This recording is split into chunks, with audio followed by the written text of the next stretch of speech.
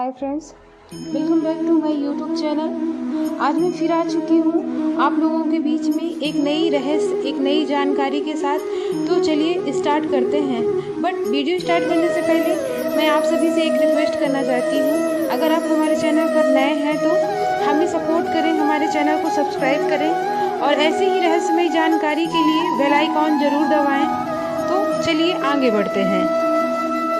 महाभारत युद्ध के बाद आखिर कैसे हुई भगवान श्री कृष्ण की मृत्यु, क्या है इसका रहस्य?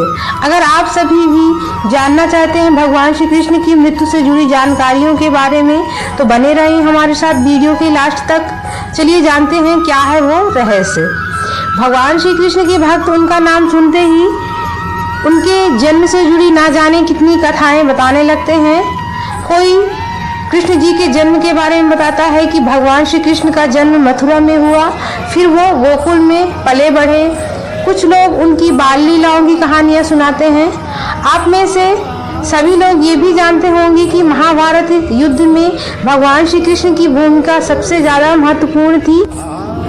लेकिन क्या आपने कभी सोचा है कि भगवान श्री कृष्ण की मृत्यु युद्ध के बाद कैसे हुई? दरअसल इस बात से लोग अब तक अनजान हैं कि युद्ध के बाद भगवान श्री कृष्ण की मृत्यु कब और कैसे हुई। ये वास्तव में ऐसा सवाल है जिसका जवाब हर कोई जानना चाहता है। हम भी इस सवाल का जवाब जानने की इच्छा रखते हुए इस बात का पता लगाने की कोशिश की। आइए आपको भी बताते हैं भगवान श्री कृष्ण की मृत्यु से जुड़े कुछ रहस्य।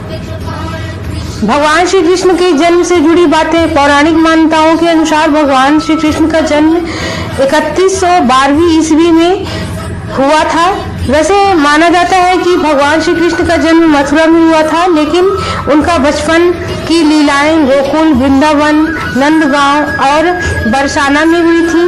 वहीं ऐसा माना जाता है कि महाभारत के युद्ध के बाद भगवान श्री कृष्ण ने 36 वर्ष तक द्वारिका नगरी में राज किया। ऐसा माना जाता है कि महाभारत युद्ध के बाद दुर्योधन के पूरे वंशजों का अंत हो गया। तब उनकी माता दुखी अवस्था में आ गईं। उस समय जब वो कौरवों के मृत्यु पर शोक दिखाते हुए युद्ध भूमि में गईं, तब उनके साथ भगवान श्री कृष्ण और पांडव भी गए। दुखी अवस्था में गांधारी ने भगवान श्री कृष्ण को 36 वर्षों के बाद मृत्यु का अभिशाप दे दिया। ये सुनकर सभी पांडव चकित हो रह गए, लेकिन भगवान श्री कृष्ण विचलित ना हुए और मुस्कुराते हुए उन्होंने ये अभिशाप स्वीकार कर लिया।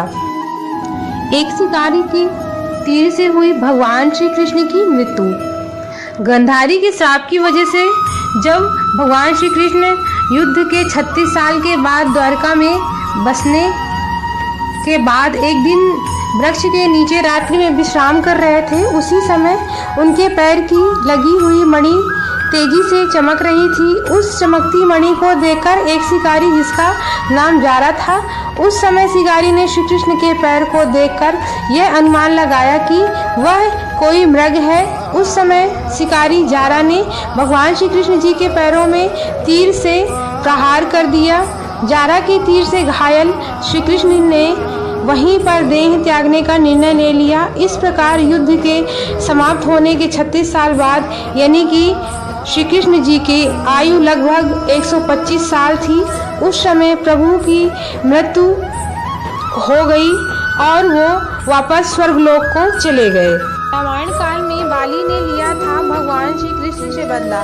ऐसा मानता है कि रामायण काल में भगवान श्री राम ने बाली के ऊपर छिपकर प्रहार किया था और उसका बदला लेने के लिए द्वापर युग में जब प्रभु राम जी ने श्री कृष्ण जी के रूप में जन्म लिया, तब बाली ने उनसे बदला लेने के लिए एक शिकारी जारा का रूप धारण किया और भगवान श्री कृष्ण जी से बदला लिया। इस प्रकार महाभारत युद्ध के बाद भगवान श्री कृष्ण की मृत्यु हुई और उन्होंने मनुष्य रूप से भगवान रूप को पुनः धारण कर लिया। तो फ्रेंड्स, ये थी भगवान श्री कृष्ण की मृत्यु से जुड़े रहस्यों की जानकारी। आपको ये जानकारी कैसी लगी हमें कमेंट करके ज़रूर बताएं। तो फ्रेंड्स, कैसी लगी ये वीडियो अगर अच्छी लगी हो तो चैनल को सब्सक्राइब करें, लाइक करें, शेयर करें। मिलती हूँ मैं आपसे नेक्स्ट वीडियो नेक्स्ट टॉपिक के साथ। तब तक के लिए बाय बाय, धन्यवाद।